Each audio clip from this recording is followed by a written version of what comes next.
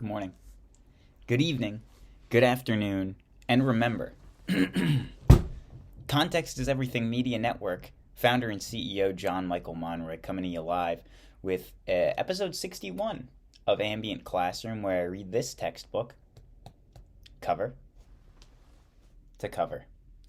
In order to build my historical context, I'm reading this textbook. Let's continue into Chapter 12, which we are starting today.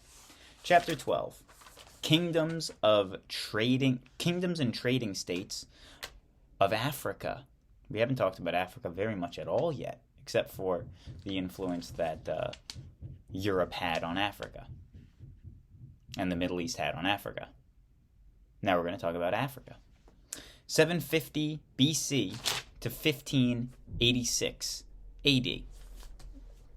Chapter 12, Kingdoms and Trading States of Africa. Section 1, Early Civilizations in Africa. Okay, let's get this started. Setting the scene. As the sun rose above the east bank of the Nile, workers hurried to the construction site. They had only a few hours to work in comfort before the sun turned the desert into a furnace. Still, as long as King Taharka was determined to turn the old mud brick temple into a magnificent monument, their work would continue. An ancient inscription explains how the monument was built of good white sandstone, excellent, hard, the house being of gold, the columns of gold, the inlays, therefore, being of silver. In about 680 BC, Taharka commanded the Nile Valley from Nubia to the Mediterranean. By that time, Nubia was already 3,000 years old. Along with Egypt, it stood as one of the world's early civilizations. The geography of Africa. After Asia, Africa is the second largest continent, covering 1/5 of the Earth's land surface.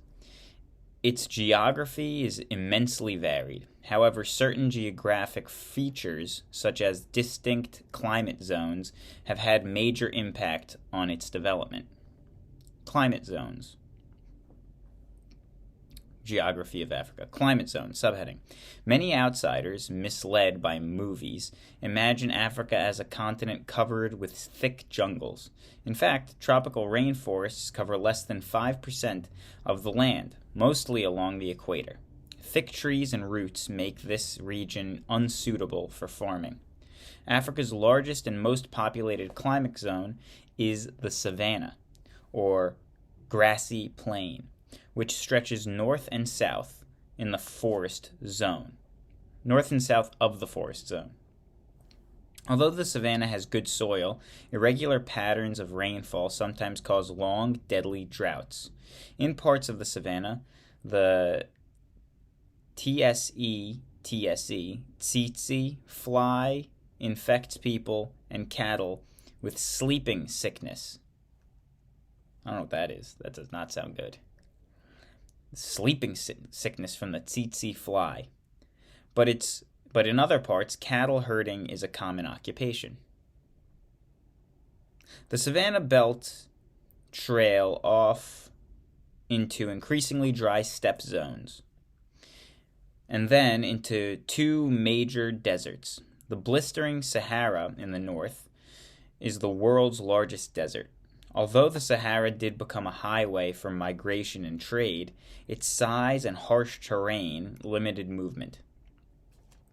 The Kalahari and Namib in the south are smaller but equally forbidding deserts. Finally, along the Mediterranean coast of North Africa and the tip of South Africa lie areas of fertile farmland. These varied regions also offer a variety of mineral resources, such as salt, gold, iron, copper, diamond, and oil, all of which have spurred trade. I'm not sure exactly where, but cobalt as well. Movement in addition to the deserts and rainforests, other geographic movement. Subheading. Jeez Louise. Movement. In addition to deserts and rainforests, other geographic features have acted as barriers to easy movement of people and goods. Africa has an enormous coastline, but few good natural harbors.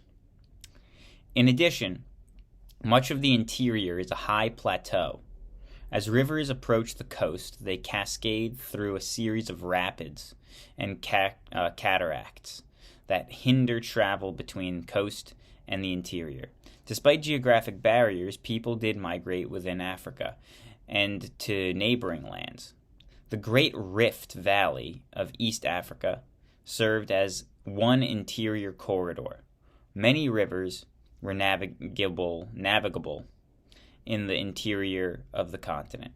The Red Sea and Indian Ocean link East Africa to the Middle East and other Asian lands, while North Africa was part of the Mediterranean world. Resources. Mineral resources spurred trade among various African regions. Salt, gold, iron, and copper were particularly valuable to early trade.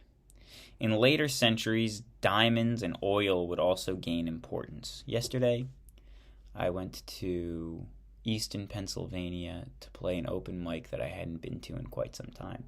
I live in New Jersey now. I used to live around there. And while I was there, sober as a dog, I said, I got a long drive, I'm not going to drink. So I had an espresso before I played music. And I think that might be a good idea. Espresso rather than anything else. Because it felt good. And if you don't have coffee until that point, it gave me yesterday a good little energy boost before going on stage. And, that's important. As a performer, you want to have some sort of routine, some sort of thing that gets you into the proper headspace to be on stage in a performance. And I'd say the less substances are required, the better, and the more consistent. And just the better product you're going to put forward more consistently. So I think save coffee for performance time is a good idea. Yeah, that's a good idea. Resources. Mineral resources spurred trade among various African regions. Salt, gold, iron, and copper were particularly valuable to early trade. In later centuries, diamonds and oil and cobalt would also gain importance. Migration of peoples. New heading. Archaeologists have uncovered evidence that the Great Rift Valley of East Africa was the home of the earliest people. Gradually, their descendants spread to almost every corner of the earth. The changing Sahara. In Africa, as elsewhere, Paleolithic people developed skills as hunters and food gatherers. By 5,500 BC, Neolithic farmers had learned to cultivate the Nile Valley and to domesticate animals. As farming spread across North Africa, Neolithic villages even appeared in the Sahara, which was a well-weathered water zone. Which was then a well-watered zone, the Sahara, in 550 BC. About 2500 BC, a climate change slowly dried out the Sahara. As the land became parched, the desert spread. This process of desertification has continued to the present, devouring thousands of acres of crop land and pasture land each year.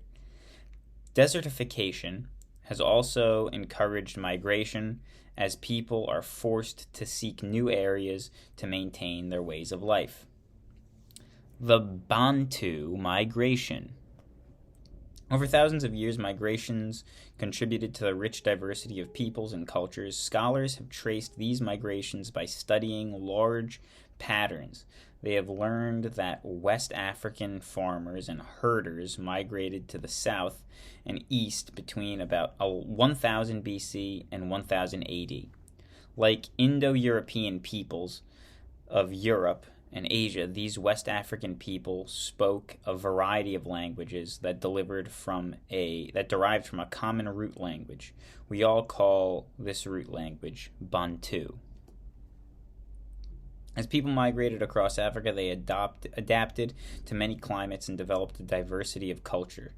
While some were nomadic cattle herders, others cultivated grain and root crops. In several regions, farming people built great empires. The Nile Kingdom of Nubia. While Egyptian civilization was developing, another African civilization took shape. On a wide band of fertile land among the cataracts of the Upper Nile, the ancient kingdom of Nubia, also called Kush, was located in present-day Sudan. I forgot to put my sticky notes down. I'm going to take less notes than I did forever. These are going to be shorter notes from now on. Not because it's an African chapter. I've never said that. Please don't take things out of context, for God's sake. But just from now on, I'm going to take less detailed notes because it takes me a half hour to write the notes, and it doesn't feel necessary. If you feel that those notes in the descriptions for the past 20 videos are useful and you enjoy them, leave a comment telling me I should continue to write the detailed notes, because these notes are going to be less detailed than previous, and henceforth until I'm told by numerous people that they like more detailed notes. Got it. From time to time, ambitious Egyptian pharaohs subdued Nubia. The Nubians always regained their independence, though. As a result of conquest and trade, Nubian rulers adopted many Egyptian traditions. They modeled palaces and pyramids on Egyptian style. About 750 BC, the Nubian king Pianki conquered Egypt. For a century, Nubian kings ruled Egypt, but their armies could not match the iron weapons of invading Assyrians. The Nubians retreated south from Egypt. Furnaces of Meroe, M-E-R-O-E-E, with like the dot over top, with E over the whatever. By 500 BC, Nubian rulers moved their capital to Meroe. Meroe commanded both the north and south Nile route and the east and west route from the Black Sea into the Savannah and North Africa. Along this wide trade network, Nubia sent gold, ivory, animal skins, perfumes, and slaves to the Mediterranean world and the Middle East. Equally important, Meroe was rich in iron ore. Its furnaces, fueled by large quantities of timber, produced iron. Today, giant heaps of iron waste remain as evidence of ancient Meroe industry. Splendor, and decline. Although Nubia absorbed much of Egypt, it later followed an independent course. Nubians worshipped their own gods, including Apedamek, a lion-headed warrior god. At Meroe, artistic styles reflected a greater sense of freedom than did Egyptian styles. Nubians also created their own system of writing, using an alphabet instead of hieroglyphics. Unfortunately, the Nubian alphabet has yet to be deciphered. How weird. After the joint reign of King Natakamani and Queen Amanitiri in the 1st century AD, Nubia's golden age dimmed. Finally, about 350 AD, armies from the kingdom of Aksum on the Red Sea overwhelmed Nubia. King Azana and Aksum boasted, "I burnt their towns, both those built of brick and those built of reeds, and my army carried off their food and copper and iron, and destroyed the statues in their temples." As you will read, later Aksum would make its own mark on the region beyond the Nile. New heading and final heading: North Africa. Early African civilization had strong ties to the Mediterranean world. At the opposite end of the Mediterranean from Nubia and Aksum, Carthage rose as a great North African power. Like Nubia, its wealth came from trade. Founded by Phoenician traders, Carthage came to dominate trade in the western Mediterranean and North Africa.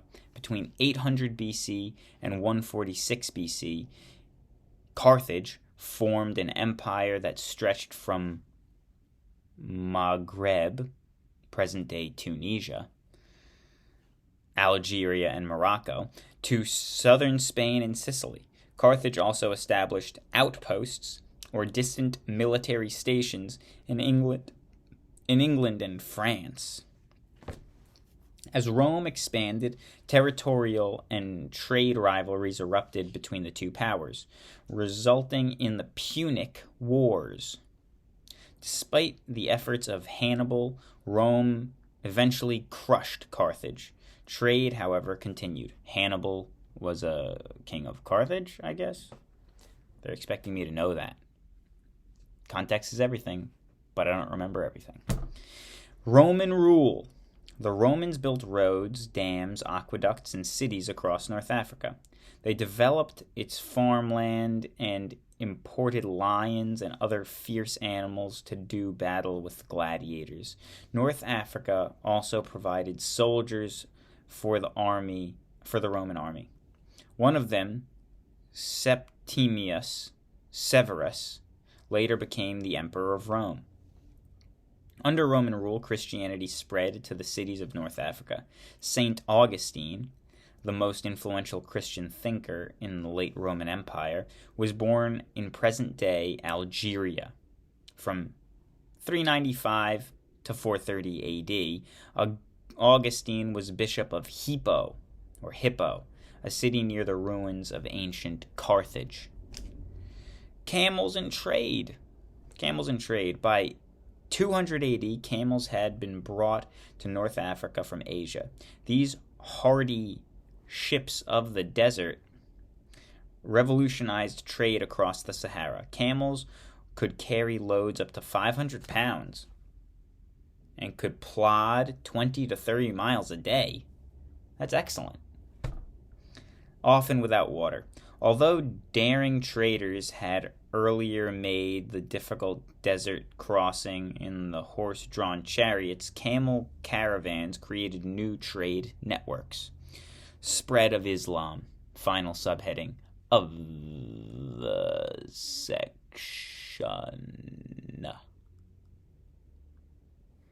Spread of Islam. Further changes came in the 600s when Arab armies carried Islam into North Africa. At first, the Arabs occupied the cities and battled the Berbers in the desert. Later, Berbers and Arabs joined forces to conquer Spain. Islam replaced Christianity as the dominant religion of North Africa, and Arabic replaced Latin as its language. North Africa benefited from the blossoming of Muslim civilization. Cities like Cairo, Fez, Marrakesh were formed for their mosques, and libraries were famed for their mosques and libraries. Linked into global trade networks, North African ports did a busy trade in grain, wine, fruit, ivory, and gold. Along with their goods, Muslim traders from North Africa carried Islam into West Africa. And as always, context is everything. Media Network, Ambient Classroom, episode 61. I hope you have a good day. Bye-bye.